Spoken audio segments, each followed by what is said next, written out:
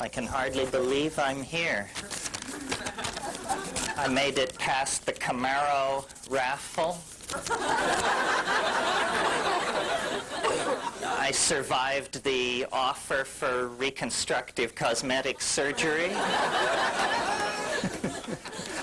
And I've had my smart drugs for this evening, so glad to be here.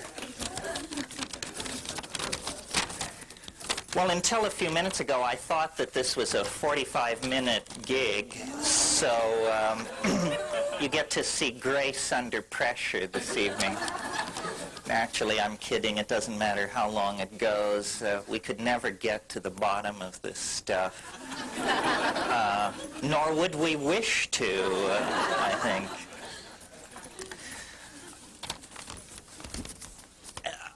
By coincidence, merely, I became 45 yesterday. So, it's sort of a good moment to do some summing up. So in thinking about this talk and knowing as I did who would be here, I thought that I would sort of orient the theme toward distilling the psychedelic mind, which is a way of talking about the psychedelic mind, but also trying to, considering the amount of money you paid for this session, give you the entire shtick in one fell swoop, so that you would never have to attend a Terence McKenna lecture or workshop again. You can just move past that, turn the page on that kind of thing in your life. And I think it's coming together for me. I don't know whether it's writing these books. Was a very nice introduction here tonight, and the whammy in it was, after 25 years of being ignored by straight publishers, or publishers of any sort for that matter, it appears that I'm on the brink of entering the marketplace, if not the mainstream. So, with your help and word-of-mouth advertising, maybe I can continue to meet my mortgage obligations. Okay, let's cut to the chase. Enough of the obligatory clowning around.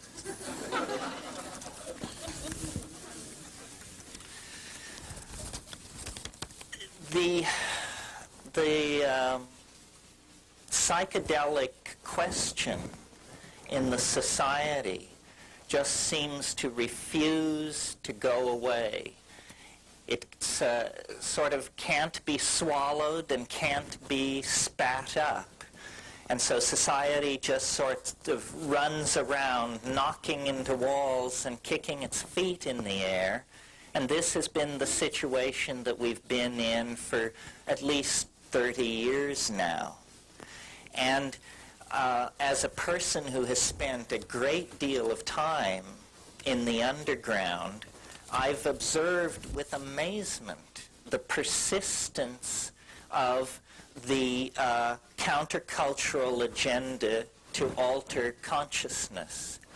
And like many of you, I came to it in the 60s, when the basic argument in favor of altered states of consciousness were almost entirely narcissistic. Deep insight into yourself, an ability to overcome childhood programming, so forth and so on.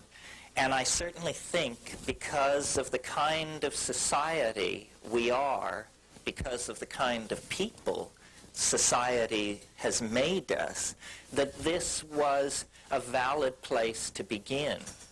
But after 30 years of having the psychedelic issue on the social agenda, at times hailed as a universal panacea, at times demonized as a scourge from hell, but never quite silenced, never moved out of the public eye, I've reached a a number of conclusions about this, and I thought it would be interesting tonight, I guess because of my recent birthday or something, to sort of try and distill all this and sum it up and put it in front of you in terms of what is psychedelic shamanism, why should people like ourselves who live in high-density electronic culture, why should we care about this? What does it say about our future? What does it say about us as a group? And what techniques are there that we each, on our own, can bring to bear on this question? So with your help, hold me to the straight and narrow, I'd like to make my way through this agenda this evening and talk about these various aspects of what, to my mind, is the most astonishing facet of reality. I mean, maybe sex is pressing hard in the second position, but these two things run neck and neck as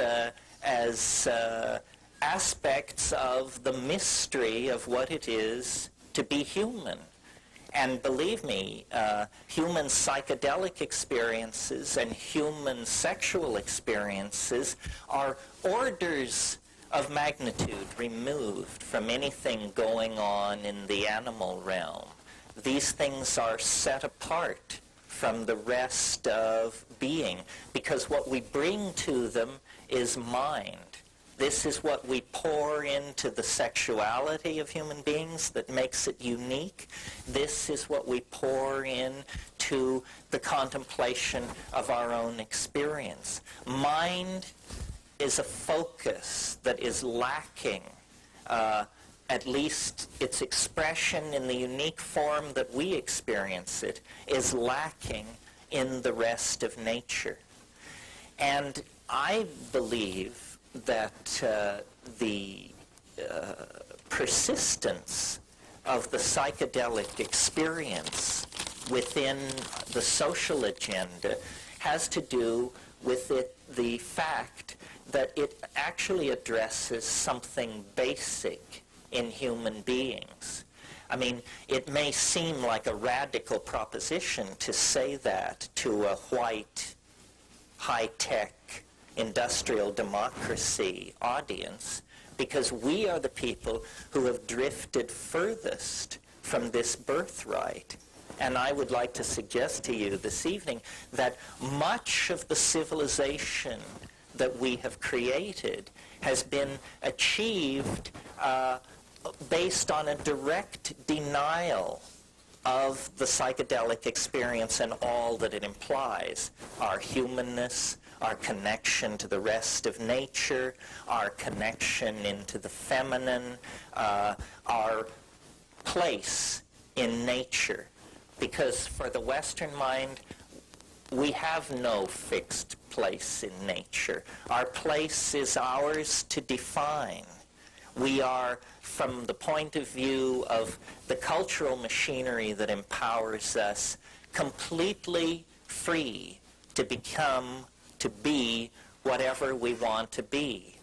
Now, the problem with that prescription is that in Western culture, what that means is permission to express ego, permission to profligately use and destroy resources, permission to set aside the political agendas of outclasses and outgroups, and this untrammeled expression of will outside the context of nature has turned us